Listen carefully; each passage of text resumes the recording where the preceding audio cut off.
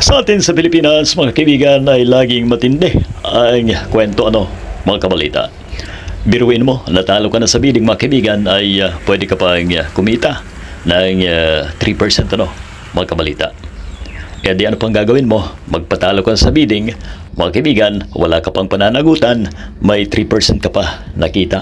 Kukuya-kuya-kuy ka lang mga kaibigan, ay matindi na ang iyong kikitain mga kabalita. I-comment nyo nga po sa ating kumseka mga kaibigan, magkano ang 3% ng isang bilyon mga kabalita. Mahal kong Pilipinas, mahal mo ba ako?